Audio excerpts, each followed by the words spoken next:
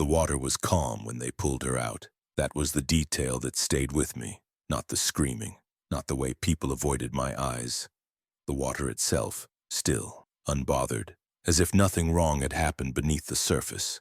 They told me later she had slipped, that she must have panicked, that these things happened fast.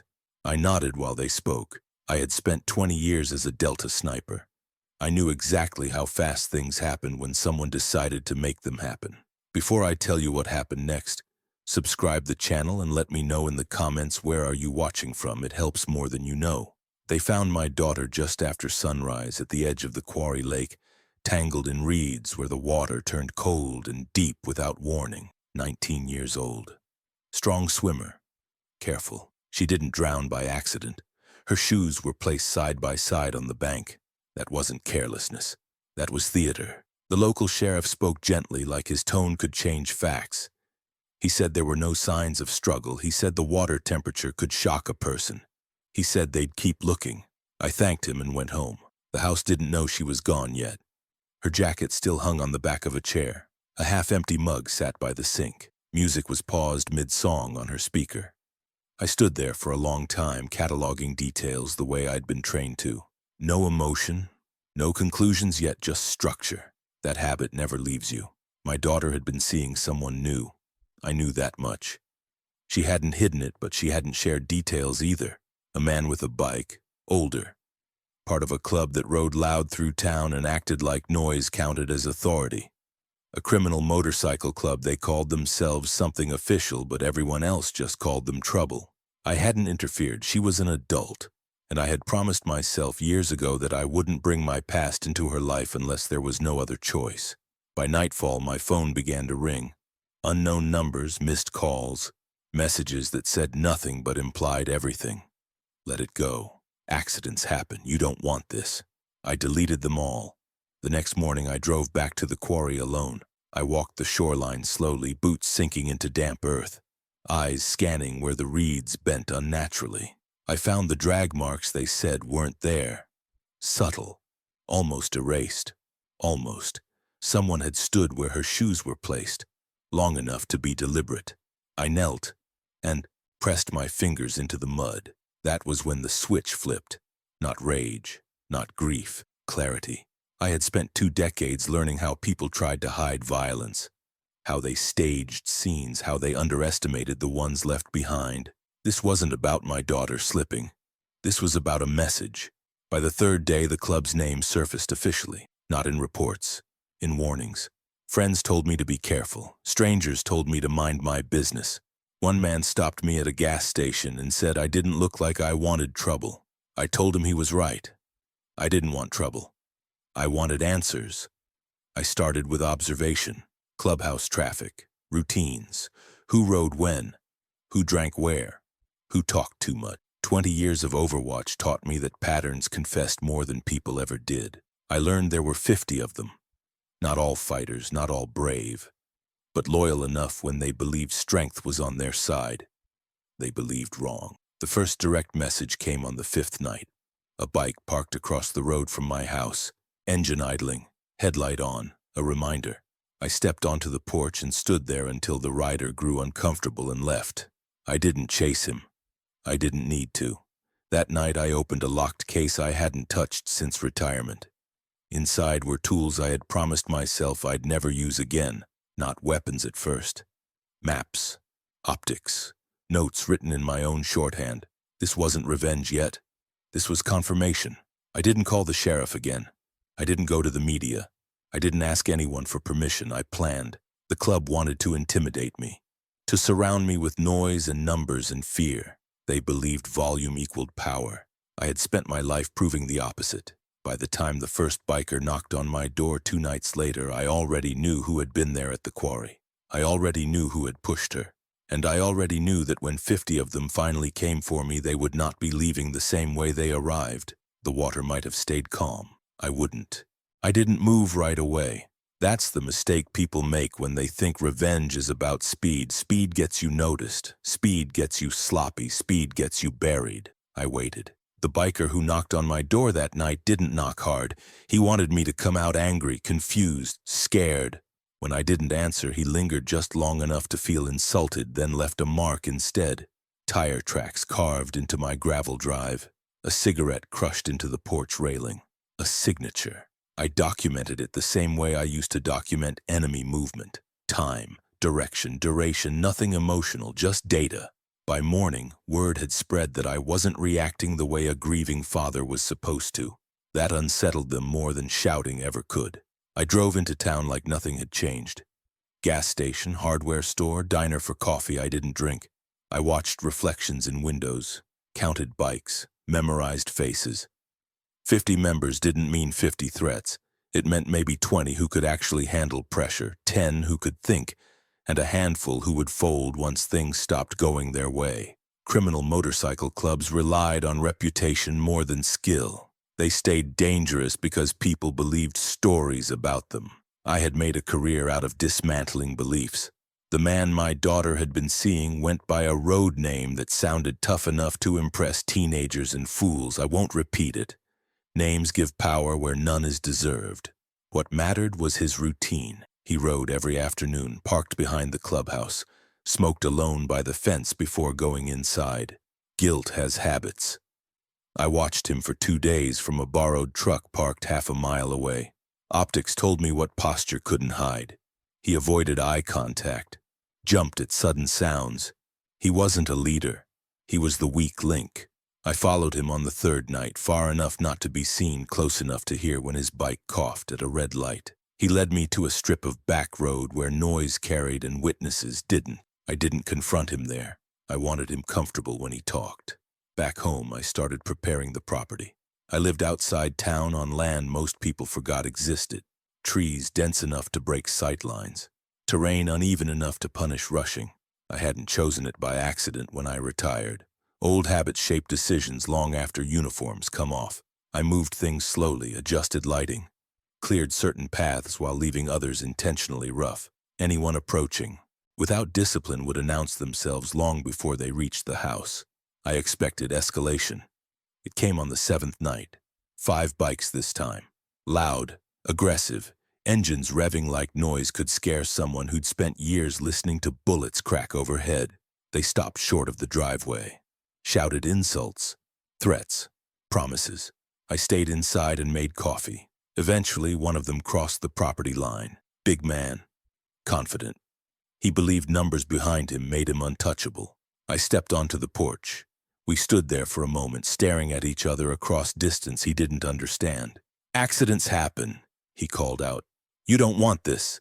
I took a step forward. Slow, deliberate. "I already have it," I said. That confused him. Confusion is useful. He laughed it off and backed away. The group left soon after, engines roaring louder than before. They thought they'd warned me.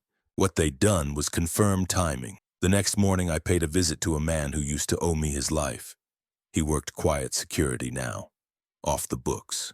He didn't ask questions when I asked for help. He didn't need to. By sunset, I had confirmation. My daughter hadn't fallen. She'd been held underwater while others watched. They'd filmed part of it, not the act itself. The aftermath. Laughter in the background. Someone telling the man she trusted to make sure she doesn't come back up. That recording never reached phones. It was kept as leverage. Insurance. Insurance is only valuable until someone stops caring about consequences. I sat alone that night and allowed myself exactly 1 minute to feel everything I'd been postponing. Grief, rage, the weight of failing the one thing that mattered most. Then I shut it off. Emotion has a place. It just isn't in planning. They were going to come again, in greater numbers. That much was obvious now. 50 members didn't travel together often, but when they did, it was to make a point. They wanted to surround me, overwhelm me, erase the problem. I adjusted the plan accordingly. By the time the engines finally returned louder and closer than before, the property was ready, and so was I. They believed this would be the night everything ended. They just didn't realize for who. They came just after midnight. I heard them before I saw them, engines echoing through trees, throttles blipping like nervous ticks. Too much noise, too much confidence. 50 men announcing themselves to someone who had spent half his life hunting people who never made a sound. They lined the road first, blocking the way out like it mattered. Then they rolled in slow, spreading across the property in loose formation, headlights cutting through the trees in harsh white beams. Some carried chains, some bats. A few had guns they didn't know how to use. None of them understood the ground they were standing on. I watched from inside, breathing steady, letting them settle, letting impatience build. Men like this needed momentum. Take it away and they started making mistakes. The first mistake came when two of them moved toward the tree line instead of the house. They never saw me. I didn't rush. I didn't chase. I waited until they separated just enough, then closed the distance the way I'd done 1,000 times before. Quiet, final. No shouting, no warning. I dragged them off the path and left them where they fell. The engines kept running. No one noticed. That was the moment I knew exactly how this would end. They split into smaller groups next, calling out to each other, laughing too loud. One of them fired a shot into the air, more for courage than threat. It echoed uselessly and told me everything about his position. I moved again. Years as a sniper teaches you patience, but close work teaches you timing. When to let someone pass. When to step in. When to let fear do half the job for you. A third went down near the shed. A fourth by the fence line. A fifth when he tripped over something he thought was nothing. By the time someone finally screamed, the property already belonged to me. Panic spread fast once it started. Men shouted names, engines revved, then stalled as riders tried to turn around on ground that didn't allow it. Headlights swung wildly, blinding their own people. I stayed out of the light. They fired blindly into trees, into darkness, into each other's confidence. One bike went down hard, pinning its rider beneath it. Another clipped a tree and sent two men rolling. None of this was accidental. I had shaped this space long before they arrived. One group tried to rush the house together, strength in numbers, a last attempt at intimidation. That was their worst decision. They came fast and loud, exactly the way men came when they wanted to, convinced themselves they were still in control. They never made it to the porch. When it was over, the noise stopped all at once. Engines idled unattended. Headlights burned into empty space. The forest went quiet again, the way it always did when things were settled. I stood there longer than necessary, listening, making sure nothing moved that shouldn't. 50 had come. None were leaving. I didn't feel triumph. I didn't feel relief. I felt the same thing I'd felt after missions long ago. Completion. A task closed. I walked the property once more, checking angles, counting bodies, confirming what I already knew. No survivors, no witnesses who mattered.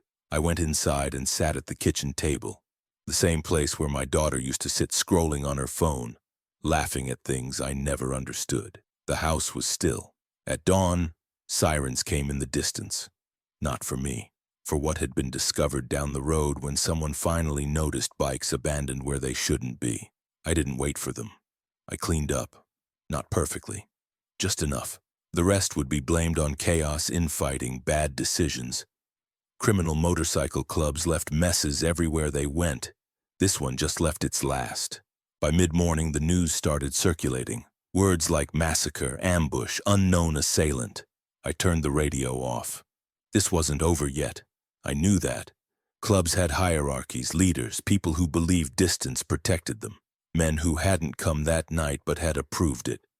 They would want answers, and sooner or later they would come looking for me. I welcomed that. Because the men who drowned my daughter weren't all on my land last night. Some of them were still breathing. For now, the ones who survived didn't ride in. They sent messages instead. Phones buzzed, numbers blocked, voices distorted, trying to sound calm while failing.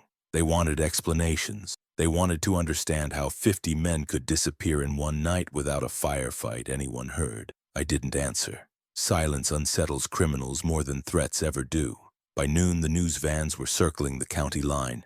Helicopters hovered too long over trees that had already forgotten what happened beneath them.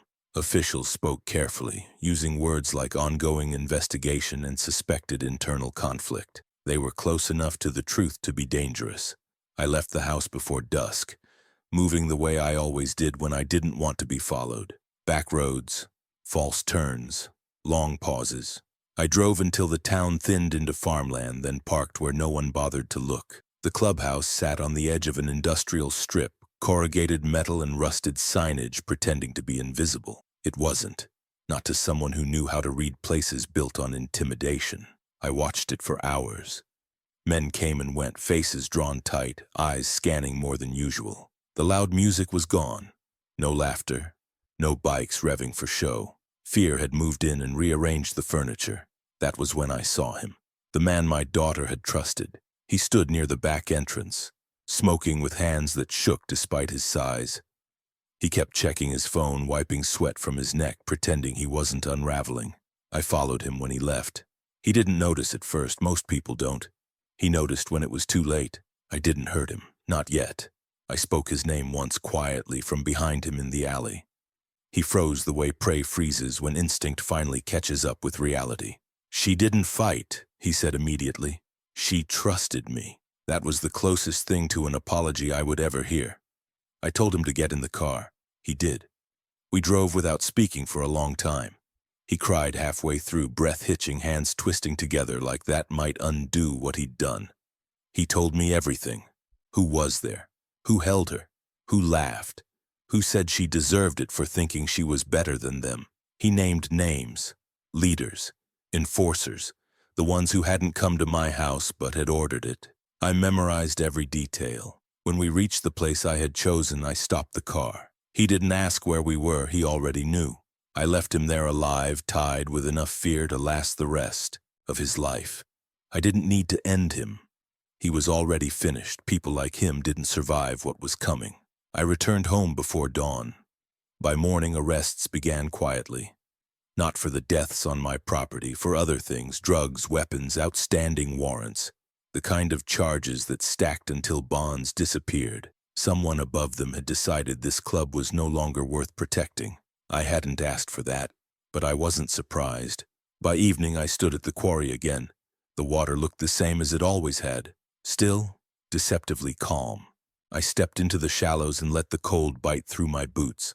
I stood there longer than necessary, letting memory surface without resistance. This wasn't justice. Justice belonged to systems that pretended to work. This was balance. The men who had taken my daughter's life no longer believed they were untouchable.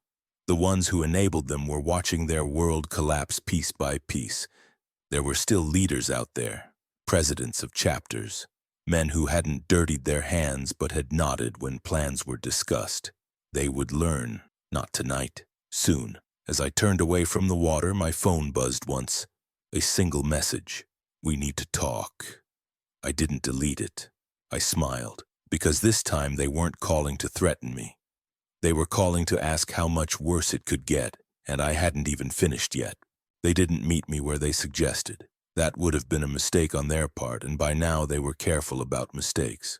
Instead, they sent an intermediary, a man who used polite language and chose his words like they might detonate if handled wrong. He asked for a conversation. Neutral ground. No weapons, no theatrics. I agreed, not because I trusted him, because I wanted him to see me. We met at a closed roadside diner just before dawn, the kind of place that smelled like grease even when it hadn't been open in years. He arrived alone, hands visible, posture tense. He looked older than he probably was. Stress did that when fear settled in your bones. "They want this to stop," he said after we sat. "Too many people are asking questions." I looked at him without speaking. He cleared his throat. "They didn't order what happened to your daughter. It got out of hand." That word again. Out of hand. I leaned forward just enough for him to notice. Every man who was there believed they were protected. He nodded slowly. "That protection is gone." That was progress. He slid a folded paper across the table. Names, locations, safe houses, accounts. Everything they were willing to sacrifice to keep the rest standing. I didn't touch it. "You misunderstand why I'm still here," I said. "I'm not negotiating survival. I'm correcting a decision." His hands trembled. "What do you want?" I thought of my daughter standing on the bank of that quarry lake. Shoes placed neatly, trust already broken.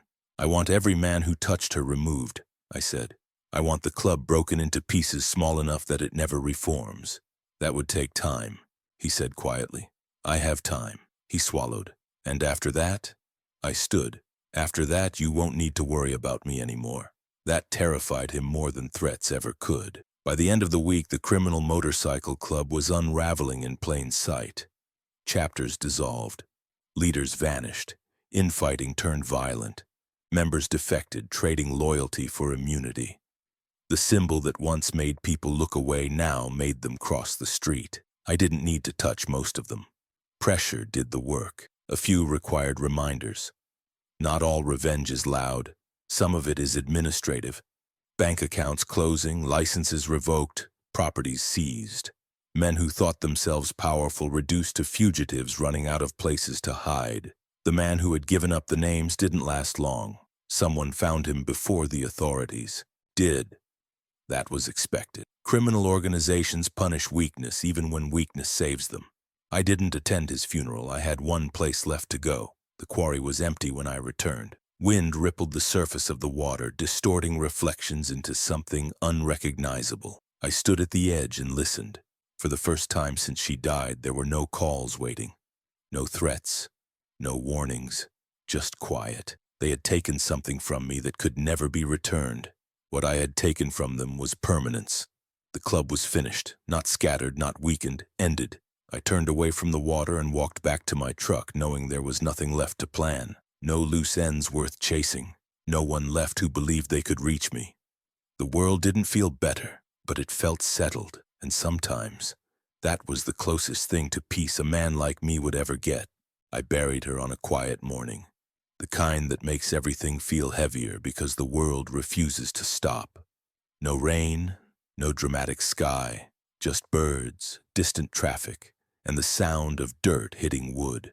I stood alone when it was over. Friends had offered to stay. Family had tried.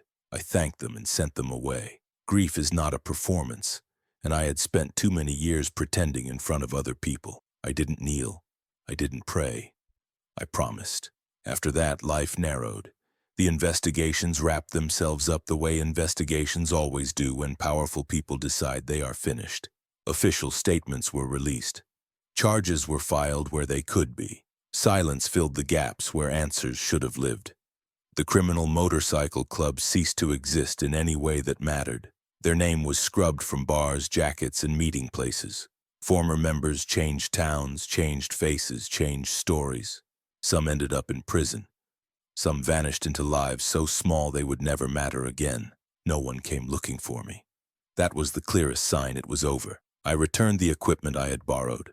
Closed accounts I no longer needed.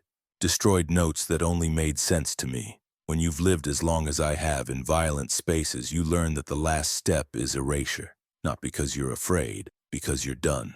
Weeks later, I went back to the quarry one final time. The water looked ordinary now. Fishermen stood where divers once searched. A couple laughed on the far bank, skipping stones like nothing terrible had ever happened there. I stayed only a minute. Places don't hold memory, people do. At home, her room remained untouched, not as a shrine, just as it was. Some nights I sat in the doorway and listened to the quiet. Other nights I closed the door and went outside instead. Both were survivable. People like to believe revenge consumes a man, that it leaves him hollow or broken. That might be true for men who act from anger. I didn't. What I did was precise, limited, finished. My daughter is still gone.